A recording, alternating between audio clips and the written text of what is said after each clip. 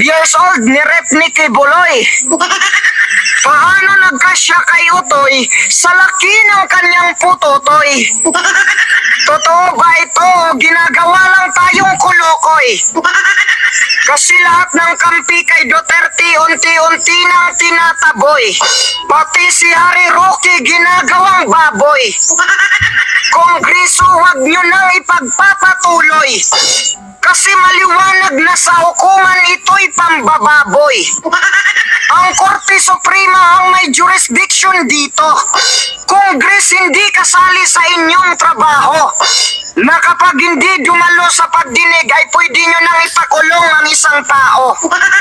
Nasa inyo na lahat ng kapangyarihan sa saligang batas, yan ay pang-aabuso. Ano ang basihan ng contempt order? Wala siya sa poder ninyo. Wala kayong kapangyarihan na umaresto. Malinaw na ang Korte Suprema ay hindi nyo na nire-respeto. Inaagawan nyo na sila ng trabaho. Kayo na ang nanghuhusga, mas malakas pa pala ang kapangyarihan ninyo sa judiciary at sa Pangulo. Sa bagay, nandyan naman yung buhaya na sinusunod ninyo. Alam nyo, nakakainit lang ng ulo. Bintang kayo ng bintang pero wala naman kayong resibo. Si Marcos nga merong litrato kasama ang boss ng Pugo. Hindi kaya binabaliktad nyo kami, wag kayong gago. Sa kabila ng hirap at gutom, mas inuna nyo pa ang manira ng kapwa-tao. Ito'y gawain na hindi patas at kasiraan ng bayang ito. Hayaan na lang ba ng Pangulo ang ganto? Ito ang nagpapatunay ng kahinaang leadership kaya hindi nararapat ito. Sabi nga ni Kong Marcolita, effective today ang sinabi ng Pangulo. Pero bakit nandyan pa rin ang Pugo? Sabi naman ng kababayan natin, pinalitan lang ng pangalan ang iligal na gawaing ito. Ang kaplastikan at pagpapasikat ang paraan para bumango. Ang kasiraan ng kabila'y tagumpay ninyo.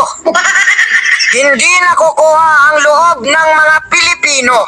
Tulad ng sili, hindi nawawala ang anghang, dudurugin mo man ng pinong-pino. At ito ang balitang bago.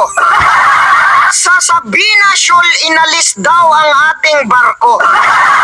Akala ko ba ipagtatanggol natin ang ating teritoryo? Ano yan, tapang-tapangan lang para sabihin na duwag ang dating Pangulo? Sabi naman ni Vlogger Alicia, si Shiminit at si Marcolita nagkampihan ng dalawang bastos. Diba sabi ni Inday Sara, kayo ang tunay na bastos? Nakakaya naman sa'yo, si Saldico ang iyong boss. Bilyon ang nawala sa mga Pilipino tapos ganyan ka pa mag-post. Huwag kang magbulag-bulagan para lang sa views. Ito pa lang si Vlogger Alicia ay idol niya si Trillanes. Kaya taong bayan dapat lang kayong mainis. Naniniwala ba naman siya sa sundalong panis? Na ang kayamanan daw ni Kibuloy galing daw sa pangungurakot ni Duterte. Maya naman kayo, yung bahay niya sobrang napakasimple. Hindi siya katulad ninyo na pasosyal, maraming binusog, dumami lang ang kakampi. Ganyan ang ugali ng dating presidente. Mas piniling maging simple, matulungan lang ang pobre. Yan ang kagandahang loob na pilit niyong kinukoble. Huwag tayong magbulag-bulagan sa proyekto, sino ba ang nakagawa ng marami? Yung utak kasi ng mga vlogger sobrang napakarumi. Bagong balita, Estila Kimbo ipapatawag sa Senado. Ibabalik daw ang budget ng pangalawang Pangulo. Babae, nararapat lang yan, no? Kasi si Inday Sara parang siya na ang Pangulo. Siya na ang gumagawa sa trabaho ng Pangulo. Hindi lang niya sinasabi pero nag-iikot siya tumutulong sa mga tao. Kayo, namimilit talaga kayo kung ang budget saan gagamitin to. Tumutulong nga siya pero sikrito. O ito may nag-comment. Si Amanda daw ay ka-worker sa QGC. Maarte at bastos magsalita, agoy. O Amanda, mataray ka pala pero bakit hindi ka lumaban kay Kibuloy? Dapat hindi ka natakot, dapat kinagat mo ang kanyang putotoy. Para ang panggagahasa ay hindi matuloy. Magsabi ka ng totoo, huwag kang sumunod sa mga kulukoy. Noon si Kibuloy, ngayon naman si Roque.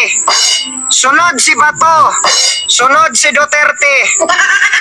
Kung hayaan nilang lapastanganin ang malayang republika at makialam ang mga dayuhan, kung makialam ang dayuhan, makialam din ang sibilyan. Paghuliin sila ng ICC, mag-aarmas ang mga sibilyan.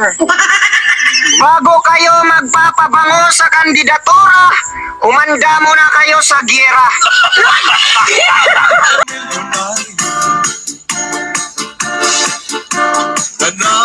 Nanananggot di eroplano, nangangawil di submarino. Ahay, ang talay ko, dito katla, pero palasyo. Ako, pobre na milyonaryo. Nanananggot di eroplano, nangangawil di submarino. Ahay, anamong malay, dito'y katla, pero palasyo. Adoy, adoy, adoy, adoy, adoy, adoy, adoy, adoy, adoy, adoy, ati na si Punggoy sa mga kamingaw. Adoy, adoy, adoy, adoy, adoy, adoy, adoy, di ka ba maluoy sa pobre nga milyonaryo?